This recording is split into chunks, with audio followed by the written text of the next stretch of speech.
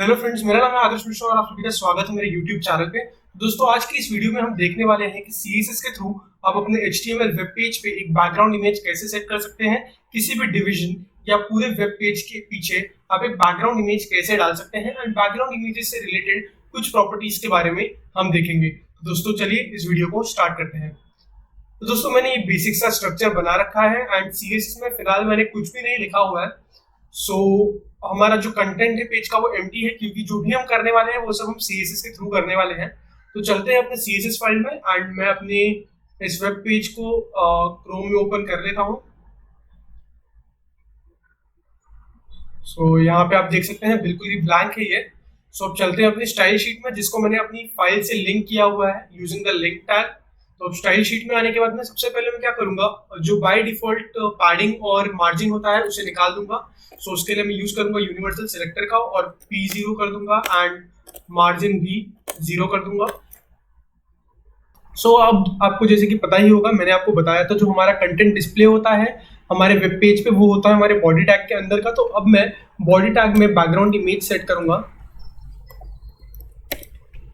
So body और इसके अंदर मैं लिखूंगा बैकग्राउंड इमेज प्रॉपर्टी का यूज करूंगा एंड उसका यूआरएल में स्पेसिफाई करूंगा। यूआरएल जो होता है उसमें आप लोकल फाइल का पाथ दे सकते हैं, या तो किसी भी गूगल पे आपको इमेज पसंद आया तो उसका आप यूआरएल कॉपी पेस्ट करके यहाँ पे डाल सकते हैं। सो मैं जो मेरे लोकल फोल्डर में इमेज है उसका यहाँ पे मैंने पाथ दिया और मैंने उस इमेज को सेलेक्ट कर लिया है। सो अब आप देख सकते हैं वो जो इमेज है वो यहाँ पे आ गया है। ये जो इमेज है ये राइट साइड में वापस से रिपीट हो रहा है। तो मैं नहीं चाहता ये इमेज रिपीट हो, क्योंकि ये देखने में बिल्कुल भी अच्छा नहीं लगता।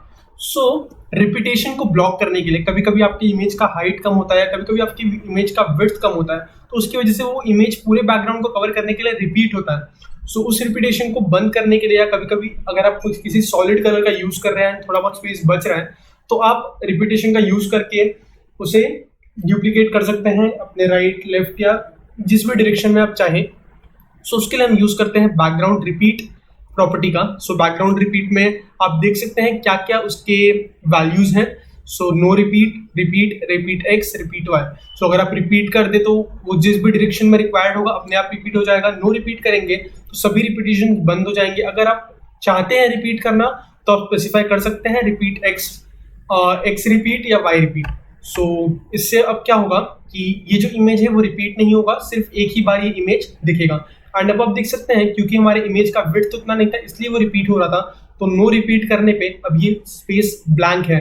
सो इस ब्लैंक स्पेस को हटाने के लिए हम क्या करेंगे, बैकग्राउंड साइज को कर देंगे कवर। सो कवर करने पे क्या होगा कि ये जो इमेज है ये पूरा का पूरा वेब पेज हमारा कवर कर लेगा।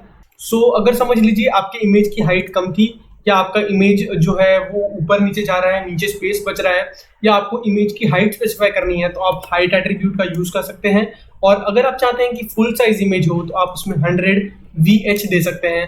अब आपने पिक्सल देखा होगा, पर ये VH क्या है, तो VH is basically view port height. अब व्यू पोर्ट हाइट क्या होता है, आप कोई भी डिवाइस यूज कर रहे हैं, मान लीजिए आप ये लैपटॉप यूज कर रहे हैं, इस समय अपने लैपटॉप में ये वीडियो रिकॉर्ड कर रहा हूँ और अपने वेब पेज को देख रहा हूँ। सो ये जो हाइट है यहाँ टॉप से लेकर बॉटम तक जितना मैं देख पा रहा हूँ एक टाइम पे, वो मेरी व्यू पोर्ट हाइट है। सो उस व्यू पोर्ट हाइट का 100% मुझे कवर करना है, इसलिए मैंने 100 व्यू पोर्ट हाइट रखा है। सो अब हम बात करते हैं बैकग्राउंड पोजीशन प्रॉपर्टी के बारे में। सो अगर मान लीजिए आपने कोई बैकग्राउंड इमेज चूज किया है जिसका मेन कंटेंट जो है वो ऊपर है या नीचे है या मेन कंटेंट बीच में है, सो आप अपने हिसाब से बैकग्राउंड पोजीशन सेट कर सकते हैं। सो अगर आपका समझिए कंटेंट जो है इमेज के टॉप पे है और वो पोजीशन छुप जा रहा है, तो आप बैकग्राउंड पोजीशन टॉप करके इसे सेव कर सकते हैं। सो आपका जो इमेज है वो टॉप पे पोजीशन हो जाएगा। उसी तरह आप बॉटम, लेफ्ट, राइट कर सकते हैं। मैं प्रेफर करता हूँ मोस्टली सेंटर करना अपने बैक इमेजेस को। सो जैसे कि आप देख सकते हैं मैंने स्क्रीन को छोटा कर दिया है एंड अभी भी ये इमेज सेंटर में है। पर अब अगर मैं इसे राइट कर दूंगा, सो आप देख सकते हैं इमेज जो है राइट साइड में शिफ्ट हो गया, हमें इमेज का राइट साइड का पोर्शन दिख रहा है। अगर मैं बैकग्राउंड पोजीशन लेफ्ट कर दूं तो मुझे इमेज का लेफ्ट पोर्शन दिखाई देगा।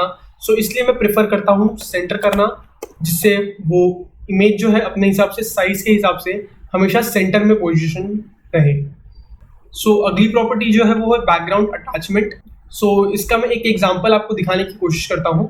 ओके, अभी आप ये वेब पेज देख पा रहे हैं या इस वेब पेज में ये जो बैकग्राउंड इमेज मैंने यूज किया है, ये मैंने एक छोटे से डिव के अंदर किया है क्योंकि मुझे ऊपर के सिर्फ सेक्शन में वो बैकग्राउंड इमेज चाहिए था। तो मैंने इस बैकग्राउंड इमेज का जो अटैचमेंट है उसे फिक्स रखा है, बैकग्राउंड अटैचमेंट को फिक्स रखा है। अब आप देखेंगे जब मैं इसे स्क्रॉल करूंगा तो वो इमेज ऊपर नहीं जाएगा, सिर्फ जो मेरा वेब पेज है वो ऊपर जा रहा है क्योंकि मेरा बैकग्राउंड अटैचमेंट जो है वो फिक्स्ड है। आप देख सकते हैं ये यूज है बैकग्राउंड अटैचमेंट का जब आप ऐसा स्क्रोलिंग इफेक्ट चाहते हैं अपने बैकग्राउंड इमेज के साथ में। ये थे कुछ बैकग्राउंड इमेज के प्रॉपर्टीज। मुझे उम्मीद है आप समझ गए होंगे कि बैकग्राउंड इमेज का इस्तेमाल आप कैसे कर सकते हैं। तो दोस्तों इस वीडियो के लिए बस इतना ही। अब मिलता हूं मैं आपसे अगले वीडियो में।